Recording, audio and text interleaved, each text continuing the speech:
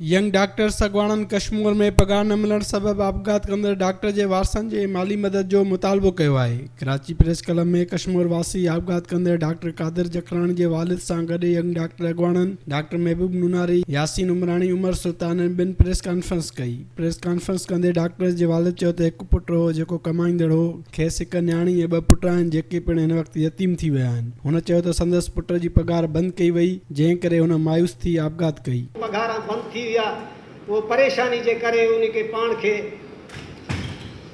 ज़ुल्म करे छॾियईं। उन मौक़े ते डॉक्टर उमर सुल्तान चयो त सिहत खाते खे घुर्जे त कादिर जखरानी जे वारसनि जी माली मदद कई वञे ऐं संदसि ॿारनि जी तालीम मुफ़्त कई वञे। हुन चयो त कश्मीर जे DSO खे मुतल कयो वियो आहे। मुतल करण सां कुझु न थींदो, DSO ते FIR दाख़िल कई वञे। संदसि चवणो त जेकॾहिं कादिर जखरानी जे वारसनि सां इंसाफ़ न थियो त पूरी सिंध में OPD जो बाइकाट कयो वेंदो। जो इनका बेटा और बेटी हैं, उनकी फ्री एजुकेशन की जिम्मेदारी गवर्नमेंट ऑफ सिंध जो है वो टेकअप करे।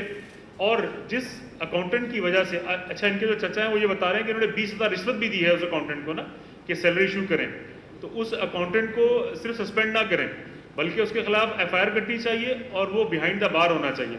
अॻवान चयो त कोरोना वायरस में कमु कंदड़ डॉक्टरनि जूं 6 महीननि खां पगारूं बंदि पियल आहिनि। समूरनि डॉक्टरनि जी फौरी तौर पगार जारी कई वञे। यंग डॉक्टर अॻवान उमर सुल्तान चयो त कोरोना वायरस में कमु कंदड़ डॉक्टर नर्सिस खे पगारूं न आहिनि मिलियूं, हिन वक़्तु ॿियनि खे भर्ती कयो पियो वञे। यंग डॉक्टर अॻवान उमर सुल्तान चयो त मुतालबा न मञिया विया त 19 मई खां एहतिजाजी तहरीक हलाई वेंदी। कैमरामैन कलीम खोखर सां गॾु अब्दुल ख़ालिक मंगी, सन TV न्यूज़, कराची।